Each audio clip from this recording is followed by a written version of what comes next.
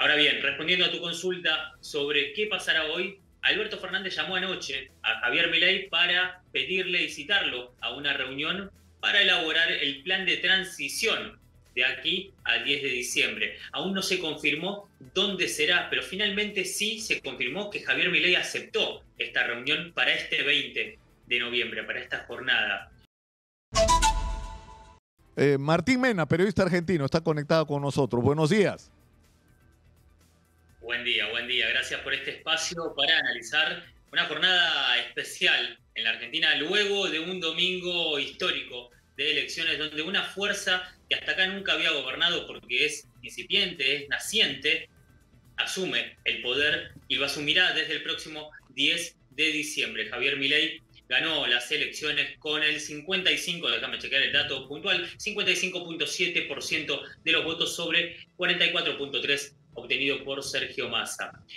Ahora bien, respondiendo a tu consulta sobre qué pasará hoy, Alberto Fernández llamó anoche a Javier Milei para pedirle y citarlo a una reunión para elaborar el plan de transición de aquí al 10 de diciembre. Aún no se confirmó dónde será, pero finalmente sí se confirmó que Javier Milei aceptó esta reunión para este 20 de noviembre, para esta jornada.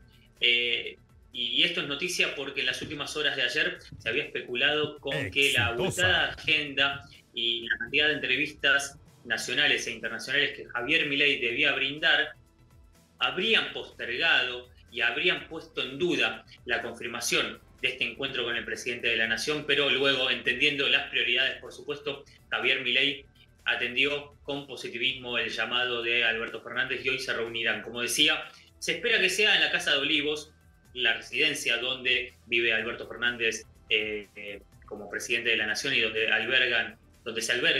duermen los presidentes de la Nación, pero habrá que ver si eso se confirma o si finalmente encuentran un punto medio, como por ejemplo Casa Rosada. Dicho esto, Javier Milei dialogó con la prensa esta mañana, informó cuál será su gabinete y cuáles serán algunos miembros de ese gabinete. Por supuesto, no lo dio completo e incluso hizo hincapié en uno de los gabinetes más importantes, que es el de Economía, el Ministerio de Economía. ¿Qué sucederá? Bueno, Javier Milei eludió justamente esa consulta, no dijo quién será su ministro de Economía, porque en referencia a lo que decías sobre la licencia que pediría Sergio Massa, digo que pediría porque hoy se confirmaría ese pedido de licencia. En base a esa noticia, Javier Milei dijo, no puedo dar un nombre, porque si no, desde el gobierno, desde el Ministerio de Economía, van a especular con las medidas que llevarían a cabo de acá al 10 de diciembre para justamente poner algunas trabas, tal vez, para cuando asuma mi nuevo gobierno. Ahora, ¿por qué ganó Milei las elecciones?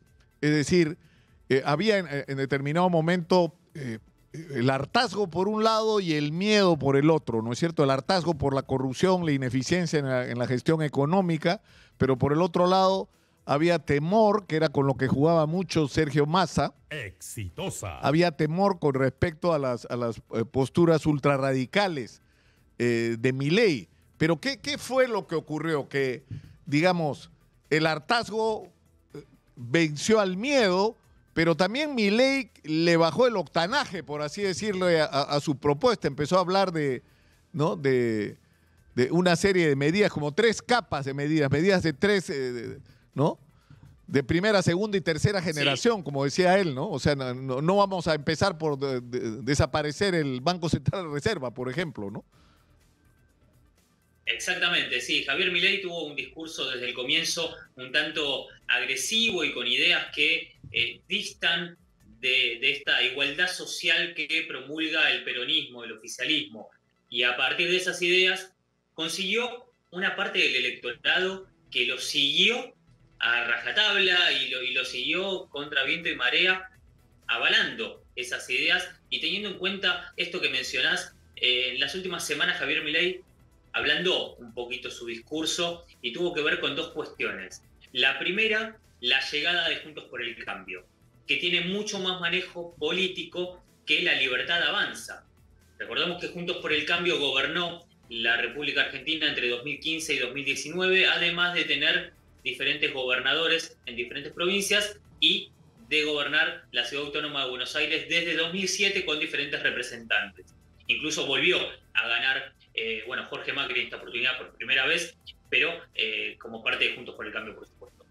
¿Por qué digo todo esto? Porque las ideas políticas y la llegada a la sociedad por parte de Juntos por el Cambio ayudó a Javier Milei por dos cuestiones. Primero, para ablandar ese discurso y tener más cintura política, y segundo, para justamente ganar a otra parte del electorado y entender qué sí y qué no, qué hacía ruido y qué no.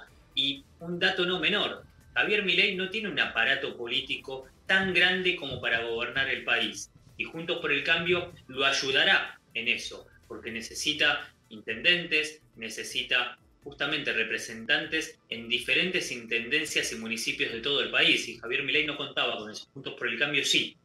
Y a partir de la llegada de Mauricio Macri, fue que Javier Milei reencontró o reencauzó, si se quiere, alguna de sus ideas para llegar a la parte del electorado que les faltaba. De hecho, si vemos la diferencia de votos conseguidos en la primera rueda, donde obtuvo 29, casi 30 puntos, y ahora subió 25 puntos, 25 esos 23 puntos.